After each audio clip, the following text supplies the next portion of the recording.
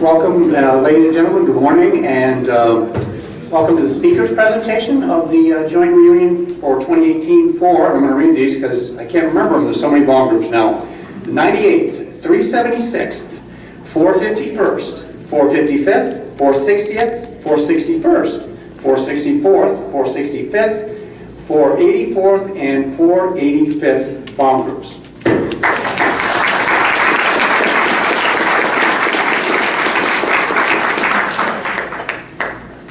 My name is Jonathan Tudor. My connection is with the bomb group is with the 451st. My dad, Captain George Tudor, was a pilot with the 451st. If people could just take a minute to silence their cell phones now, please. Thank you.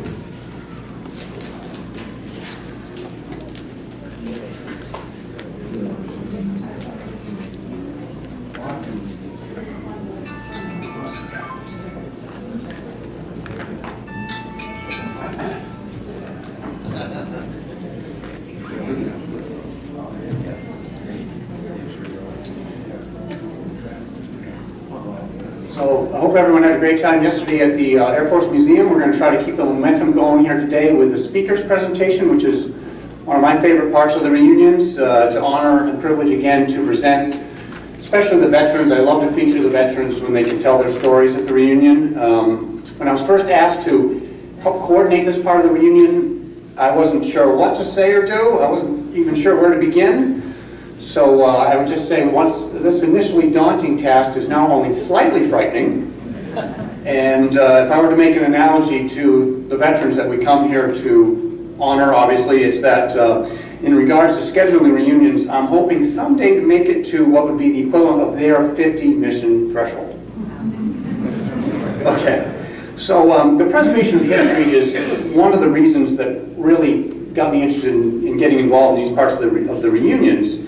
And I remember hearing first, several years ago, these great stories of veterans and wanting to record them and preserve them, and how can we remember them? So today we're videotaping the speakers. That'll be posted on YouTube. We're also Facebook Living the event for the 451st Facebook page. So we've got that covered for today, but in the future, how can we keep the memories of these great men alive? So I have a few suggestions.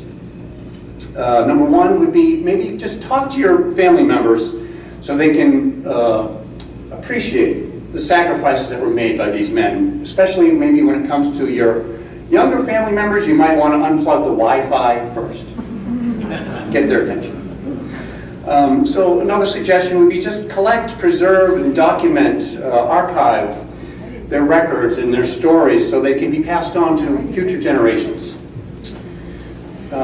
Another idea might be to schedule a family vacation to like a museum like we did yesterday, or to a historic location of some sort. I would say Disney World is not on this list. This is a little self-serving on this next suggestion, but share their stories and pictures with the various bomb groups for their websites or for their Facebook pages, so they can, the records and information can be preserved there. And the last thing is more of a not to do, but this is just a little pet peeve, and that's please don't sell their artifacts or their pictures on eBay. Instead, maybe consider donating them to the museum or the bomb group that they're represented with.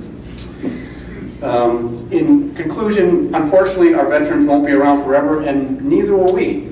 And what we can do today, though, is we can preserve their memories